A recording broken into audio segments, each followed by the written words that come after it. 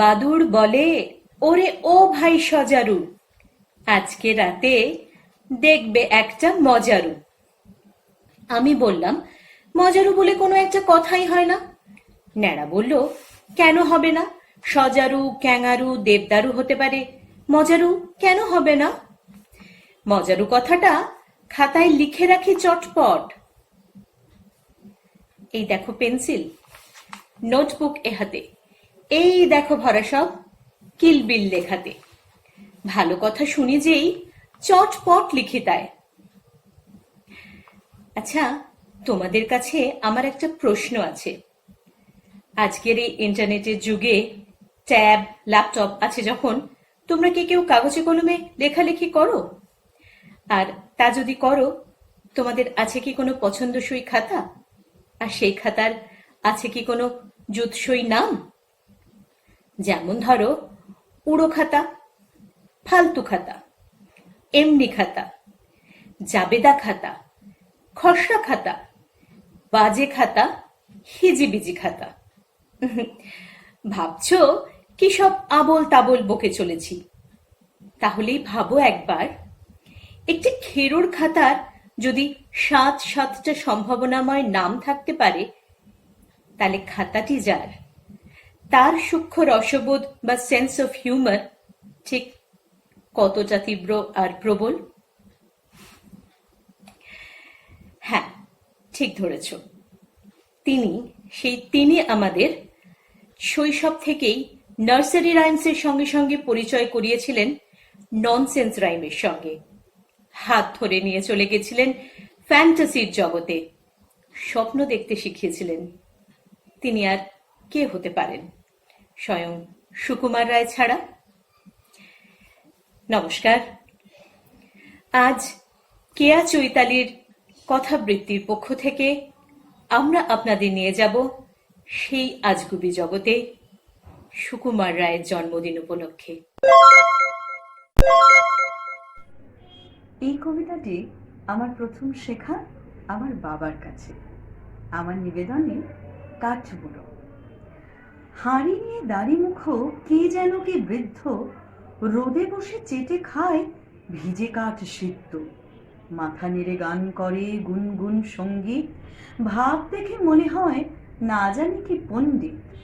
বীর কি যে বকে নাহি তার অর্থ, আকাশেতে ঝুলঝোলে কাঠে তাই গর্ত। টেকো মাথা তেতে ওঠে গায়ে ছোটে ঘর্ম, রেগে বলে কে বা বোঝে এসবের মর্ম। আরে মোলো গাধাগুলো একেবারে অন্ধ, বোঝে না কো কোনো কিছু, খালি করে দ্বন্দ্ব।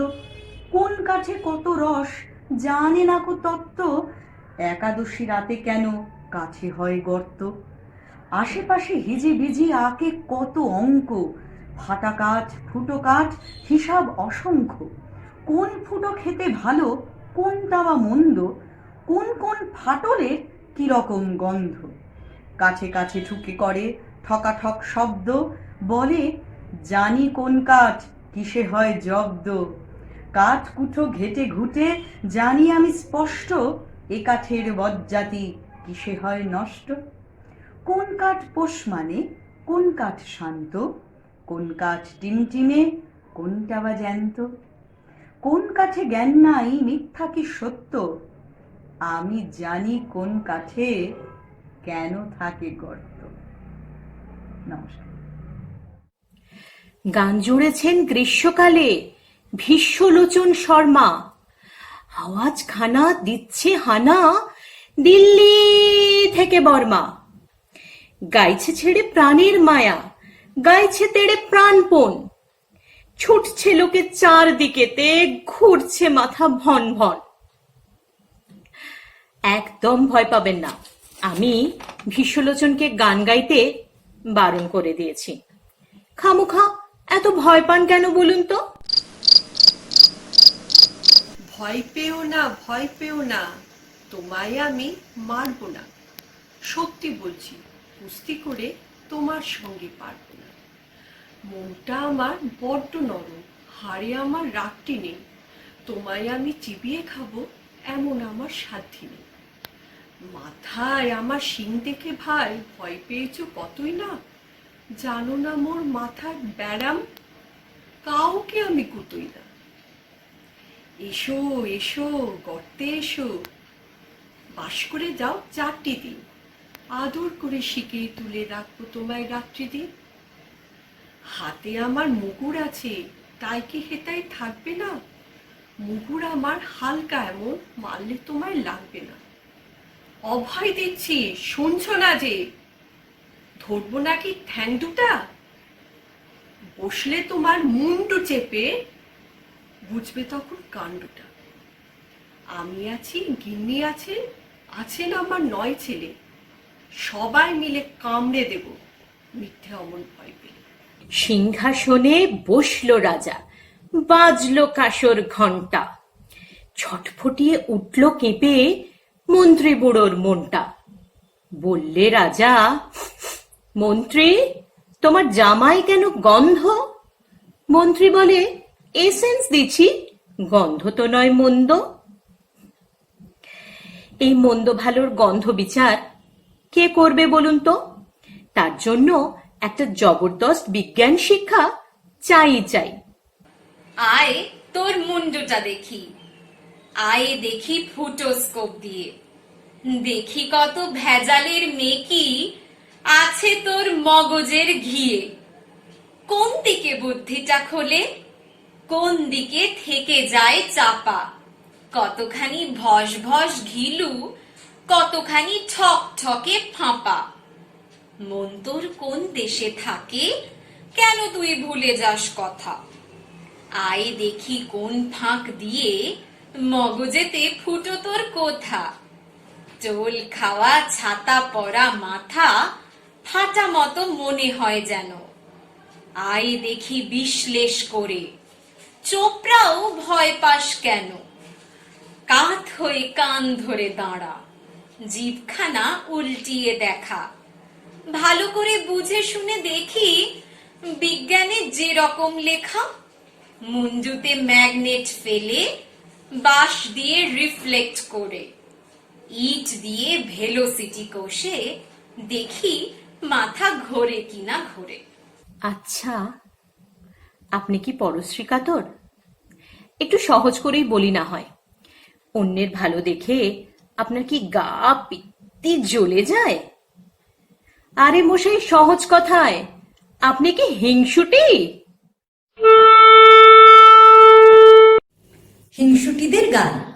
আমরা ভালো, লক্ষ্মী সবাই, তোমরা ভারী বিশ্রী। তোমরা খাবে নিমের পাচন, আমরা খাবো মিশ্রি। আমরা পাবো খেলনা পুতুল, আমরা পাবো চমচম। তোমরা তো তা পাচ্ছ না কেউ, পেলেও পাবে কম কম। আমরা শুভ খাট পালঙে, মায়ের কাছে ঘেষ্টে। তোমরা শোবে অন্ধকারে, একলা ভয়ে ভেস্তে। আমরা যাব জামতারাতে, চড়বো কেমন ট্রেনে।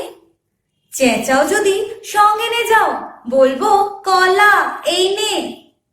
আমরা ফিরি বুক ফুলিয়ে, রঙিন জুতোয় মচমচ।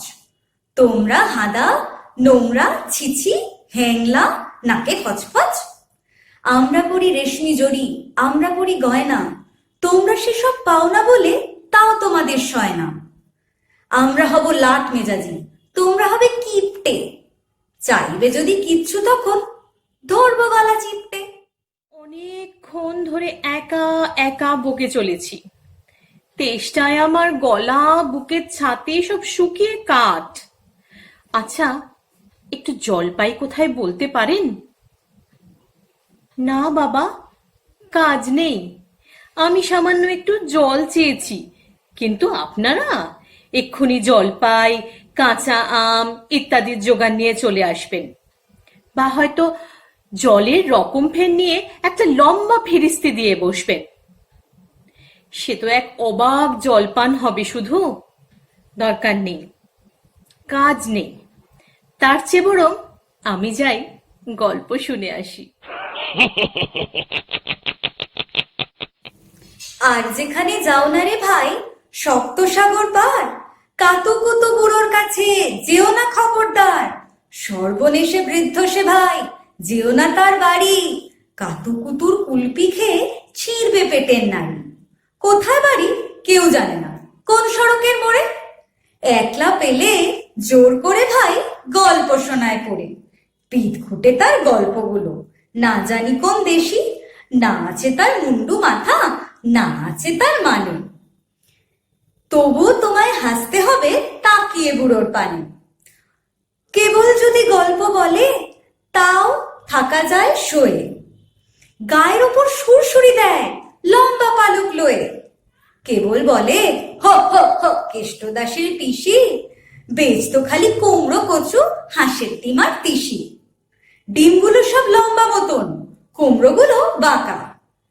কচুর গায়ে রং বেরঙের আলপনা সব আঁকা। অষ্টপ্রহর গাইতো পিসি আওয়াজ করে মিহি, ম্যাও ম্যাও ম্যাও বাকুম বাকুম ভৌ ভৌ ভৌজি। এই না বলে কুটুত করে চিমটি কাটে ঘাড়ে, খ্যাংরা মতন আঙুল দিয়ে খোঁচায় পাঁজর হাড়ে। তোমায় দিয়ে সুরসুরি সে আপনি লুটোপুটি, যতক্ষণ না হাসবে তোমার কিচ্ছুতে নাই ছুটি। চুপি চুপি একটা কথা আপনাদের জানিয়ে রাখি, আমার বারান্দার ঠিক পাশের গাছটিতে একটা সুমধুর দাম্পত্য বাক্যালাপ চলেছে। আমি শুনছি, আপনারা শুনবেন নাকি? প্যাঁচা আর প্যাঁচানি। প্যাঁচা কয় প্যাঁচানি, খাসা তোর চেঁচানি। শুনে শুনে আনমন, নাচে মোর প্রাণ মন। মাজা গলা চাঁচা সুর, আহ্লাদে ভরপুর। গলা চেরা ধমকে, গাছপালা চমকে। সুরে সুরে কত প্যাঁচ, গিটকিরি ক্যাঁচ ক্যাঁচ। যত ভয় যত দুঃখ, দুরু দুরু ধুক ধুক। তোর গানে পেয়েছি রে, সব ভুলে গেছি রে। চাঁদ মুখে মিঠে গান, শুনে ঝরে দু নয়ন। শুধু কি নিছক নির্মল হাস্যরস? তা বোধহয় নয়। সুকুমারের কলমে দেখা মেলে ব্ল্যাক কমেডি বা ডার্ক কমেডিরও, যার প্রকাশে তুখোড়ভাবে সমাজের আদ্যিকালের ট্যাবুগুলোকে তড়ি মেরে উড়িয়ে দিয়েছেন, ভেঙে গুঁড়িয়ে দিয়েছেন। সুন্দরী, ফর্সা, গৃহকর্ম নিপুণা, ঘরোয়া, সর্বগুণ সম্পন্না পাত্রী চাই, এই ধরনের বিজ্ঞাপন খবরের কাগজের পাত্রী চাই কলমে আমরা হামেশাই দেখে থাকি। কিন্তু পাত্র কেমন হবে, কতটা সৎ, কতটা ভালো, তার খবর কে রাখে? শুনতে পেলাম পোস্তা গিয়ে তোমার নাকি মেয়ের বিয়ে। গঙ্গারামকে পাত্র পেলে, জানতে চাও সে কেমন ছেলে? মন্দ নয়, সে পাত্র ভালো, রং যদিও বেজায় কালো। তার উপরে মুখের গঠন অনেকটা ঠিক পেঁচার মতন। বিদ্যে বুদ্ধি বলছি মশাই, ধন্যী ছেলের অধ্যাবসায়। 19টি বার ম্যাট্রিকে সে ঘায়েল হয়ে থামল শেষে। বিষয় আশয় গরিব বেজায়, কষ্টে সৃষ্টে দিন চলে যায়। মানুষ তো নয় ভাইগুলো তার, একটা পাগল একটা গোয়ার। আরেকটি সে তৈরি ছেলে, জাল করে নোট গেছেন জেলে। কনিষ্ঠটি তবলা বাজায়, যাত্রা দলে 5 টাকা পায়। গঙ্গারাম তো কেবল ভোগে, পিলের জ্বর আর পাণ্ডু রোগে। তবুও তারা উচ্চ ঘর, কংসরাজের বংশধর। শ্যামলাহিরি বনগ্রামের কি যেন হয় গঙ্গারামে। যা হোক, এবার পাত্র পেলে, এমন কি আর মন্দ ছেলে? অক্টোবরের শেষেও বেজায় গরম, কিন্তু মানে বেশ একটা ভ্যাপসা পচা গরম। কি করা যায়? আপনারা কি করেন? এসি চালিয়ে দেন, ফ্যানের স্পিডটাকে ফুল করে দেন। কখনো গাছের ছায়ায় ঘাসের ওপর শুয়ে দেখেছেন কি কিরকম হয়? আর সেটা ঠিক কেমন অভিজ্ঞতা হয়, চলুন শুনে নি। বেজায় গরম, গাছতলায় দিব্যি ছায়ার মধ্যে চুপচাপ শুয়ে আছি, তবু ঘেমে অস্থির। ঘাসের উপর রুমালটা ছিল।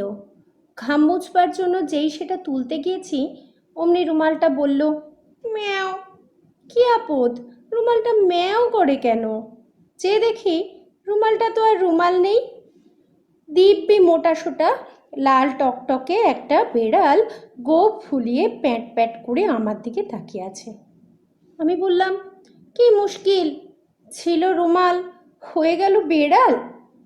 অমনি বেড়ালটা বলে উঠল, মুশকিল আবার কি, ছিল একটা ডিম, হয়ে গেল দিব্যি একটা প্যাক প্যাকে হাঁস।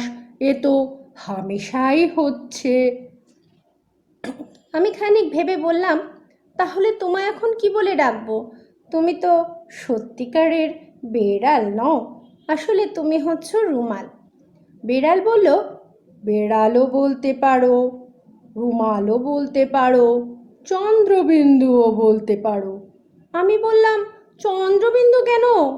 শুনে বেড়ালটা, তাও জানো না, বলে এক চোখ বুজে ফ্যাঁচ ফ্যাঁচ করে বিশ্রী রকম হাসতে লাগলো। আমি ভারী অপ্রস্তুত হয়ে গেলাম। মনে হলো ওই চন্দ্রবিন্দুর কথাটা নিশ্চয়ই আমার বোঝা উচিত ছিল। তাই থতমত খেয়ে তাড়াতাড়ি বলে ফেললাম, ও হ্যাঁ হ্যাঁ, বুঝতে পেরেছি। বেড়ালটা খুশি হয়ে বলল, হ্যাঁ, এ তো বোঝাই যাচ্ছে। চন্দ্রবিন্দুর চ, বেড়ালের তালব্যস্য, রুমালের মা হলো চশমা। কেমন হলো তো? আমি কিছুই বুঝতে পারলাম না, কিন্তু পাছে বেড়ালটা আবার সেই বিশ্রী রকম হেসে ওঠে, তাই সঙ্গে সঙ্গে হুম হুম করে গেলাম। তারপর বেড়ালটা খানিকক্ষণ আকাশের দিকে তাকিয়ে হঠাৎ বলে উঠল, গরম লাগে তো তিব্বত গেলেই পারো। আমি বললাম, বলা ভারী সহজ, কিন্তু বললেই তো আর যাওয়া যায় না। বেড়াল বলল, কেন, সে আর মুশকিল কি? আমি বললাম, কি করে যেতে হয় তুমি জানো? বেড়াল একগাল হেসে বলল, তার জানি রে, কলকাতা, ডায়মন্ড হারবার, রানাঘাট, তিব্বত, ব্যাস সিধে রাস্তা, 1.25 ঘন্টার পথ, গেলেই হলো। আমি বললাম, তাহলে রাস্তাটা আমায় বাতলে দিতে পারো? শুনে বেড়ালটা হঠাৎ কেমন গম্ভীর হয়ে গেল। তারপর মাথা নেড়ে বলল, সে আমার কর্ম নয়। আমার গেছো দাদা যদি থাকতো, তাহলে সে ঠিক ঠিক বলতে পারতো। আমি বললাম, গেছো দাদা কে, তিনি কোথায় থাকেন? বিড়াল বলল, গেছো দাদা আবার কোথায় থাকবে, গাছে থাকে। আমি বললাম, কোথায় গেলে তার সঙ্গে দেখা হয়? বেড়াল খুব জোরে মাথা নেড়ে বলল, সেটি হচ্ছে না, সে হবার জো নেই। আমি বললাম, কীরকম? সে বলল, কীরকম জানো? মনে করো তুমি যখন যাবে উলুবেড়ে তার সঙ্গে দেখা করতে, তখন তিনি থাকবেন মতিহারি। যদি মতিহারি যাও, তাহলে শুনবে তিনি আছেন রামকৃষ্ণপুর। আবার সেখানে গেলে দেখবে তিনি গেছেন কাশিম বাজার। কিছুতেই দেখা হবার জো নেই। আমি বললাম, তাহলে তোমরা কি করে দেখা করো? বেড়াল বলল, সে অনেক হাঙ্গামা। আগে হিসেব করে দেখতে হবে দাদা কোথায় কোথায় নেই, তারপর হিসেব করে দেখতে হবে দাদা কোথায় কোথায় থাকতে পারে, তারপর দেখতে হবে দাদা এখন কোথায় আছে, তারপর দেখতে হবে সেই হিসেব মতো যখন সে সেখানে গিয়ে পৌঁছবে তখন দাদা কোথায় থাকবে, তারপর দেখতে হবে। আমি ধীরে ধীরে বাধা দিয়ে বললাম, সে কীরকম হিসেব? বেড়াল বলল, সে ভারী শক্ত, দেখবে কীরকম। এই বলে সে একটা কাঠি দিয়ে ঘাসের ওপর লম্বা আঁচড় কেটে বলল, এই মনে করো গেছো দাদা। বলেই খানিকক্ষণ গম্ভীর হয়ে চুপ করে বসে রইল। তারপর আবার ঠিক তেমনি একটি আঁচড় কেটে বলল, এই মনে করো তুমি। বলে আবার ঘাড় বাঁকিয়ে চুপ করে বসে রইল। তারপর হঠাৎ আবার একটা আঁচড় কেটে বলল, এই মনে করো চন্দ্রবিন্দু। এমনি করে খানিকক্ষণ কি ভাবে আর একটা করে লম্বা আঁচড় কাটে আর বলে, এই মনে করো তিব্বত, এই মনে করো গেছো বৌদি রান্না করছে, এই মনে করো গাছের গায়ে একটা ফুটো। এইরকম শুনতে শুনতে শেষটায় কেমন রাগ ধরে গেল আমার। আমি বললাম, দূর ছাই, কী সব আবোল তাবোল বকছে, একটুও ভালো লাগছে না। বেড়াল বলল, আচ্ছা তাহলে আর একটু সহজ করে বলছি, চোখ বোঝো, আমি যা বলবো মনে মনে তার হিসেব করো। আমি চোখ বুঝলাম, চোখ বুঝেই আছি। বেড়ালের আর কোনো সাড়া শব্দ নেই। হঠাৎ কেমন সন্দেহ হলো।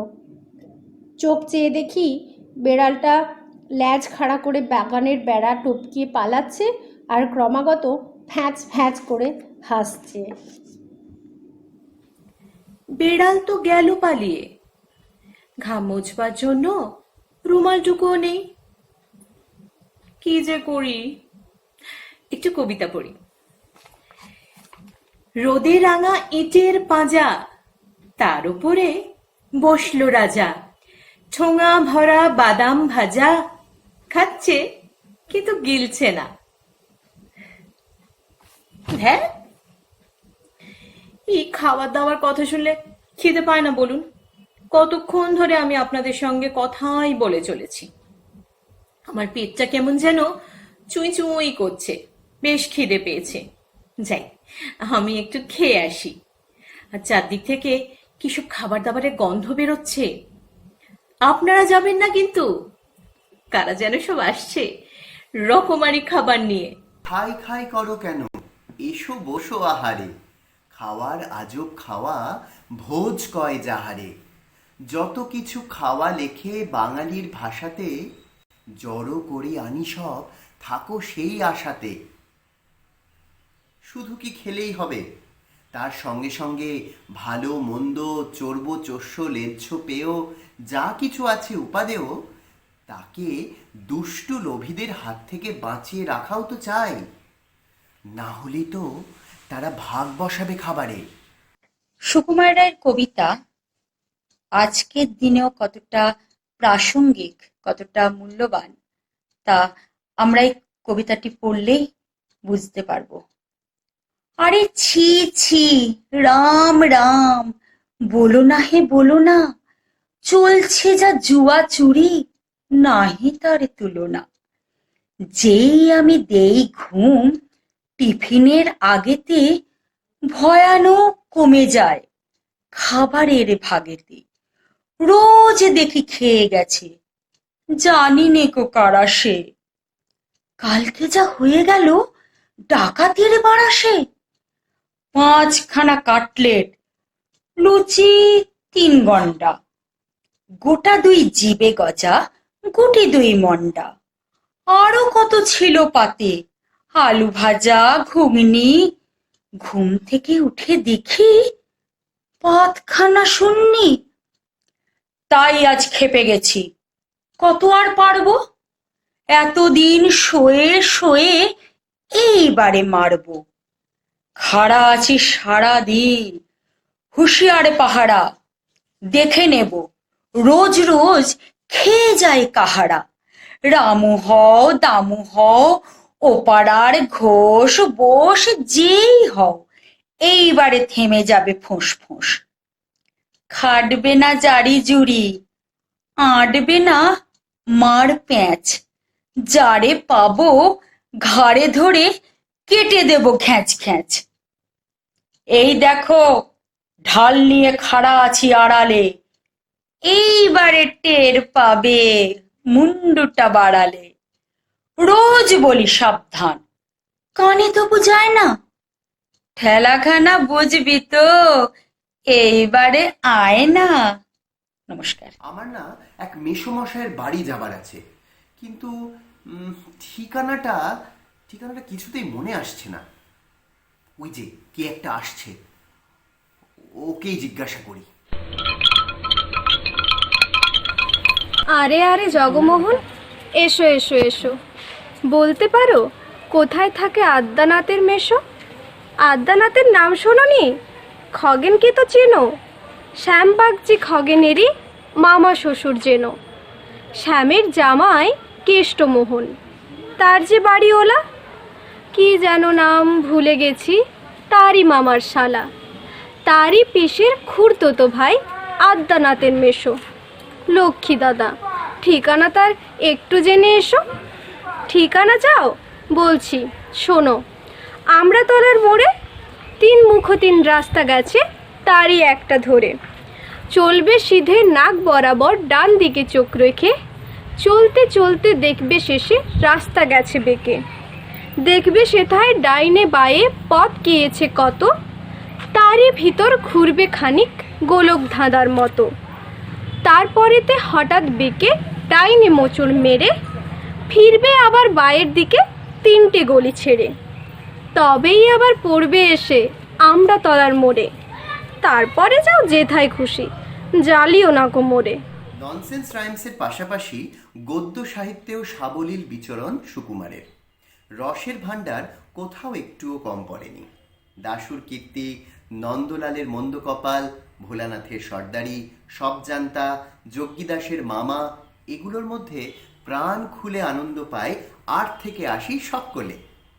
হলদে সবুজ ওরাং উটাং, ইট পাটকেল চিৎপটাং, মুশকিল আসান উড়ে মালি, ধর্মতলা কর্মখালি। চেনা চেনা লাগছে কি? হবেই তো।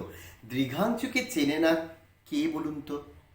কাকে কান নিয়ে গেল বলে কানের দিকে খেয়াল না করে বিনা বাক্য বায়ে উদ্ভ্রান্তের মতো কাকের পেছনে ধাওয়া করি আমরা। আর তাই তো দৃঘাঞ্চুকে চেনা লাগে আমাদের। আবার সময় সুযোগ পেলেই অন্যের বিরুদ্ধে নালিশ করতেও পিছপা হই না। মাগো, প্রসন্নটা দুষ্টু এমন খাচ্ছিল সে পরোটা, গুড় মাখিয়ে আরাম করে বসে। আমায় দেখে একটা দিল, নয়কো তাও বড়টা, 2খানা সে আপনি খেলো কষে। তাইতে আমি কান ধরে তার একটুখানি পেঁচিয়ে কিল মেরেছি হ্যাংলা ছেলে বলে। অমনি কিনা মিথ্যে করে ষাঁড়ের মতন চেঁচিয়ে গেল সে তার মায়ের কাছে চলে।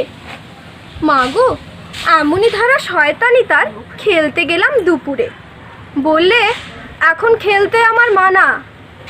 ঘণ্টাখানেক পরেই দেখি দিব্যি ছাতের ওপরে ওড়াচ্ছে তার সবুজ ঘুড়িখানা।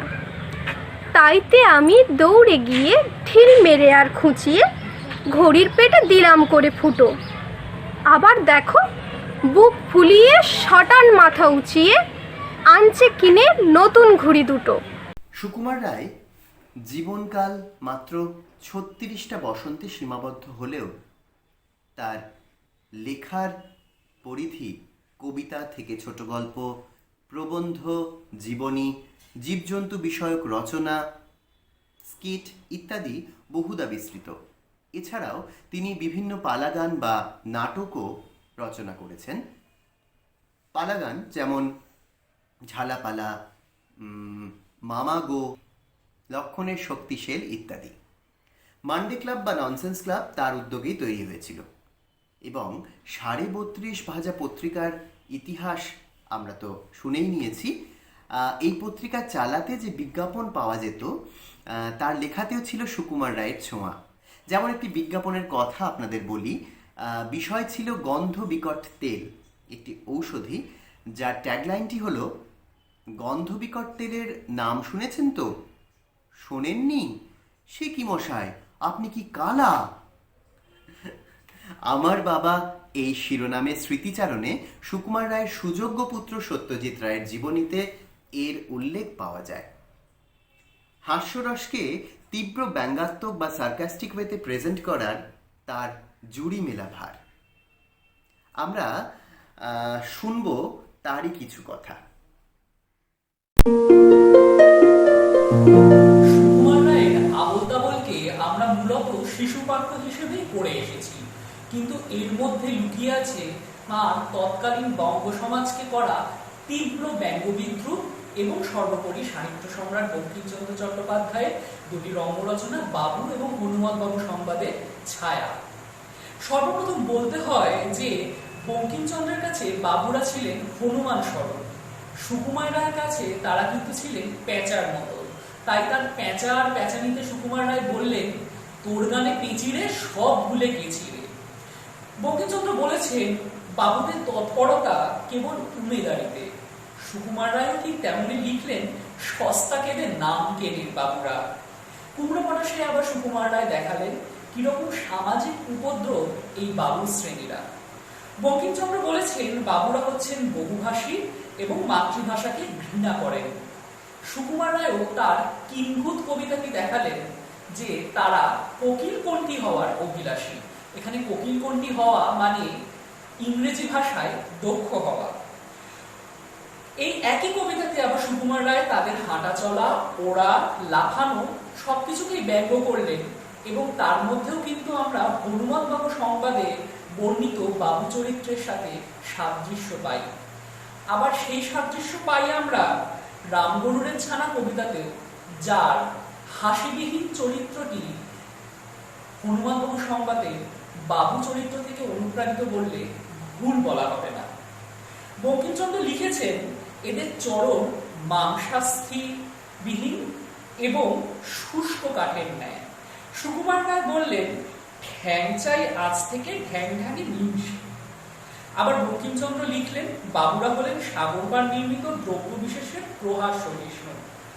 এর ছায়া পড়ল সুকুমার রায়ের বাবুরাম সাপুরের কবিতাতে, যেখানে তিনি দেখালেন যে সাপের মতো মেরুদণ্ডহীন এবং নির্বিবাদী একটি প্রাণী চায় শুধুমাত্র তাকে মেরে ঠান্ডা করবার জন্য। বঙ্কিমচন্দ্র বললেন বাবুরা হলেন অনন্তগামী। সুকুমার রায়ও তাঁর কি মুশকিল কবিতাতে এরকমই একটা ছবি আঁকলেন এক মহাপণ্ডিতের, যিনি বিশ্বকোষ পড়ে পাণ্ডিত্য অর্জন করেছেন, অথচ পাগলা ষাঁড় যদি তাকে তাড়া করে কি করতে হবে সেই ন্যূনতম জ্ঞান কি তার নেই, এবং সর্বোপরি তার উপায় তিনি খুঁজে বের করছেন আবারও সেই বিশ্বকোষের সাহায্য নিয়ে। আবার হুকোমুখ হায়নাতেও এরকমই একটি চরিত্র আমরা পাই, যা দিয়ে সুকুমার রায় বললেন যে ডান দিকে বাঁ দিকে মাছি বসলে সে তার দুটো ল্যাজ দিয়ে তাড়াতে পারবে, কিন্তু মাঝখানে মাছি বসলে কি করবে হুকোমুখ হায়না জানে না। সুকুমার রায় তার গোপচুরি কবিতাতে সরাসরি কিন্তু হেড অফিসের বড়বাবুদের আক্রমণ করেছেন তাদের বুদ্ধি বিবেচনা এবং আক্রমণ করেছেন তাদের স্বভাব এবং তাবেদারি অভ্যেসকে। বঙ্কিমচন্দ্র বলেছেন বাবুরা হলেন ল্যাজ বিশিষ্ট হনুমান।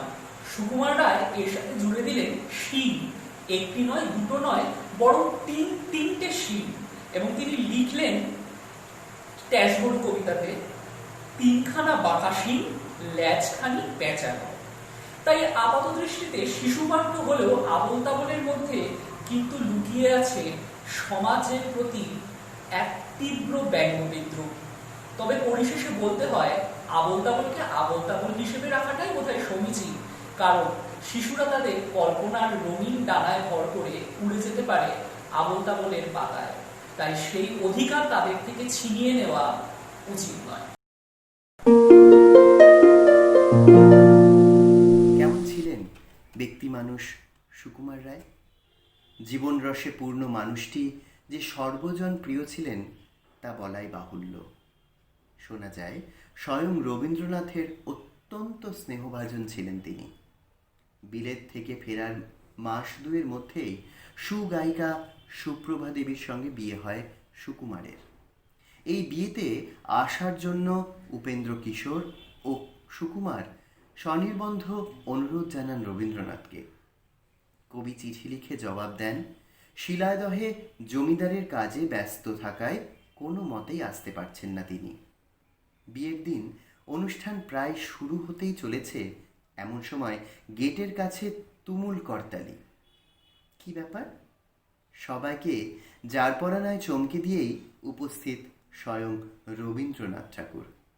সুদূর শিলাইদহ থেকে সুকুমার রায়ের বিয়েতে যোগদান করতে এসেছিলেন কবি। এতটাই ভালোবাসতেন তাঁকে। উঁকি দেব সুকুমারের ব্যক্তি জীবনে। লেখক কবি সুকুমারের আড়ালে যে অসামান্য বুদ্ধিদীপ্ত একটি ছাত্র লুকিয়ে আছে, যার পড়াশোনার ক্ষেত্রটিও বহু দিকে প্রসারিত, তাকে তুলে ধরব আপনাদের। পলিটিক্যাল স্যাটায়ারকে নিপুণ দক্ষতায় লিটারেচারের পাতায় পাতায় প্রতিস্থাপন করার জাদুর কথা শুনব। টেক্সচুয়াল মডার্নিজম নিয়ে হয়তো আমাদের এত জ্ঞান নেই, আর ব্যাপারটা যখন লিটারেচারের দিকে যাচ্ছে তখন সুকুমার রায়ের থেকে বেটার কি?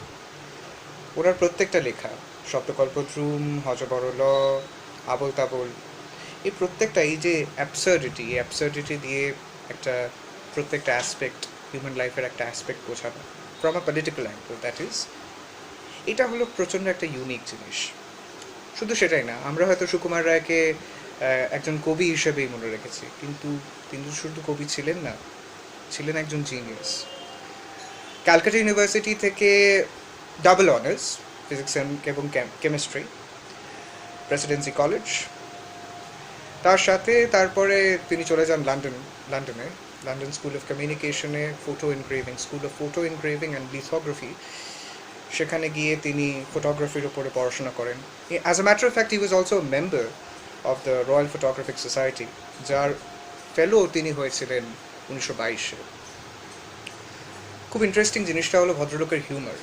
এই যে পলিটিক্যাল ওয়ার্ডটা, এটা কত যে একটা বড় বোগাস, এটা তিনি তার লেখাতে প্রকাশ করতে পেরেছিলেন। সবচেয়ে বড় জিনিসটা হলো তার যে এই ড্রাই হিউমারটা। অনেকে হয়তো পড়ে থাকতে পারেন অ্যালিস ইন ওয়ান্ডারল্যান্ড, লুইস ক্যারলের যে হিউমারটা, প্রত্যেকটা character as if defining a social structure, stigmatization, stereotyping, প্রত্যেকটা জিনিস এই যে সুকুমার রায়ের লেখাতে এই জিনিসটা ফুটে ওঠে। তার মানে এটাও কিন্তু বলা যেতে পারে যে সুকুমার রায়ের আন্ডারস্ট্যান্ডিং অফ সোসাইটি বা সোশিয়োলজি বিরাট।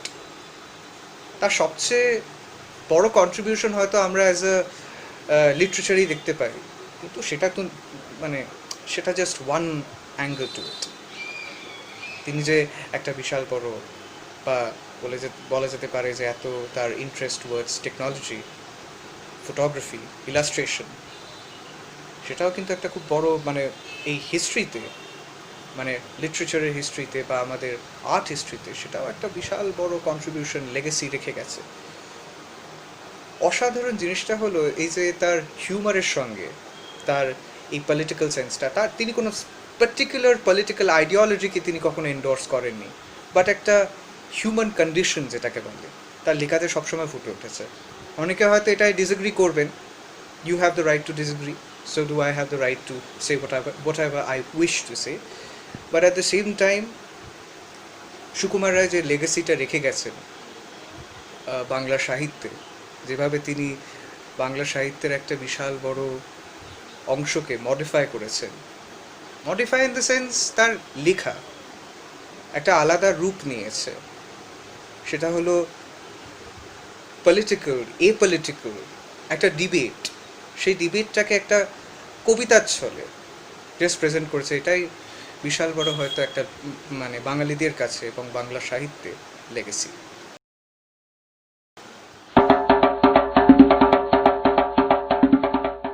কেউ কি জানো সদাই কেন বোম্বাগড়ের রাজা ছবির ফ্রেমে বাঁধিয়ে রাখে আমসত্ত্ব ভাজা?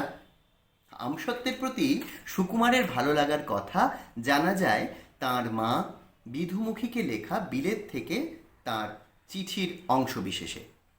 পরবর্তী চিঠিতে জানা যায় আমসত্ত্ব ভাজা মশলা লন্ডনে গিয়ে পৌঁছল সুকুমারের আবদারে। শুনব অন্যান্য চিঠির কথা এবং জানব কিভাবে রস ও রসায়নের মেলবন্ধন ঘটেছিল।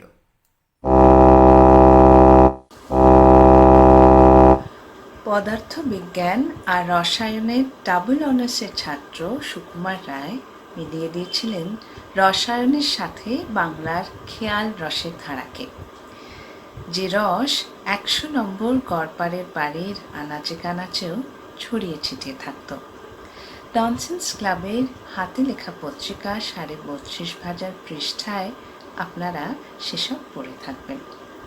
আজ আমি লীলা মজুমদারের স্মৃতিচারণায় তাঁর বর্তা ওরফে সুকুমার রায়কে নিয়ে লেখা কিছু সুখস্মৃতি পাঠ করছি পাকদণ্ডী বইটি থেকে।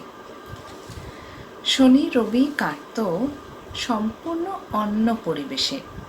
সে পরিবেশের রাজা ছিলেন বরদা। বরদা ছিলেন অবারিতদার, আমরা যখন খুশি তার ঘরে যেতাম। তবে কাজের মানুষ, বেশি বিরক্ত করবার সাহস হতো না।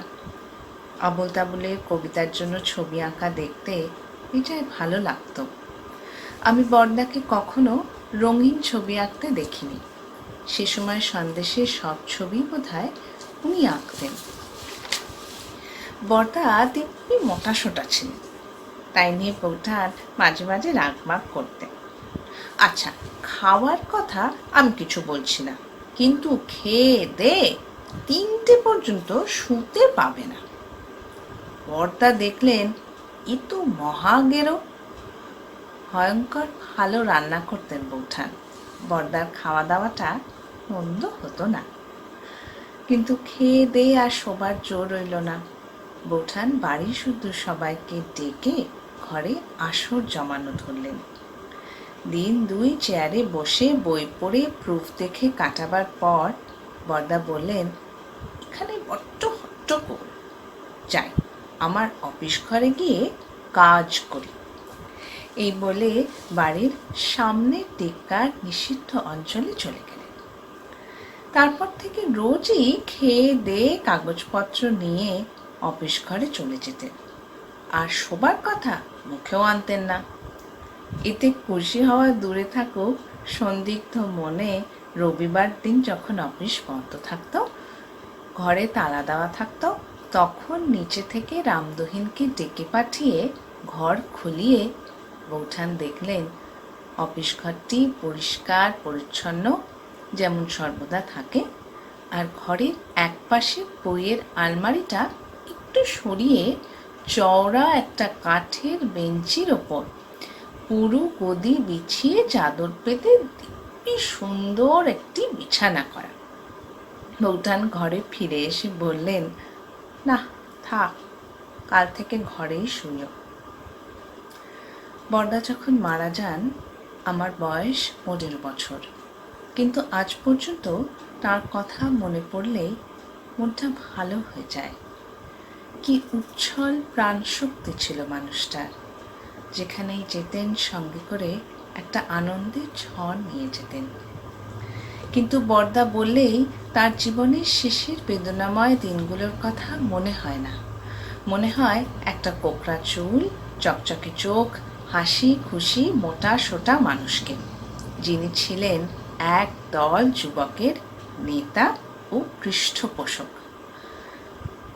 নিজে 36 বছর বয়সে বিদায় নিয়েও তিনি তাদের সারা জীবন প্রভাবিত করেছিলেন। তাদের উত্তরাধিকারীরাই বাংলার রসের ভাণ্ডারটি আজ পর্যন্ত রক্ষা করে এসেছেন। আমাদের অনেক গেছে, কিন্তু সেটি যায়নি। সেটিকে রসিকতার সঙ্গে ভুল করলে চলবে না। সরসতা অনেক সুগভীর জিনিস, তার মধ্যে একটা গোটা জীবন দর্শন ধরা আছে। মেঘ মুলুকে ঝাপসা রাতে, রামধনুকের আবছায়াতে, তাল বেতালে খেয়াল সুরে টান ধরেছি কণ্ঠপুরে। হেথায় নিষেধ নাই রে দাদা, নাই রে বাঁধন, নাই রে বাধা। হেথায় রঙিন আকাশ তলে স্বপন দোলা হাওয়ায় দোলে। সুরের নেশায় ঝর্ণা ছোটে, আকাশ কুসুম আপনি ফোটে। রঙিয়ে আকাশ রঙিয়ে মন, চমক জাগে ক্ষণে ক্ষণ। আজকে দাদা যাবার আগে বলবো যামোর চিত্তে লাগে। নাই বা তাহার অর্থ হোক, নাই বা বুঝুক বেবাক লোক। আপনাকে আজ আপন হতে ভাসিয়ে দিলাম খেয়াল স্রোতে। ছুটলে কথা থামাইকে, আজকে ঠেকাই আমাইকে। আজকে আমার মনের মাঝে ধাই ধপা ধপ তবলা বাজে। রাম খটা খট ঘ্যাচাং ঘ্যাচ, কথায় কাটে কথার প্যাচ। আলোয় ঢাকা অন্ধকার, ঘণ্টা বাজে গন্ধে তার। গোপন প্রাণী স্বপন দূত, মঞ্চে নাচেন পঞ্চভূত। হ্যাংলা হাতি চ্যাংদোলা, শূন্যে তাদের ঠ্যাংতোলা। মক্ষীরানী পক্ষীরাজ, দস্যি ছেলে লক্ষ্মী আজ। আদিমকালের চাদিম হিম, তোরাই বাঁধা ঘোড়ার ডিম। ঘনিয়ে এলো ঘুমের ঘোর, গানের পালা সাঙ্গ মোর। ঘনিয়ে এলো ঘুমের ঘোর, গানের পালা সাঙ্গ মোর।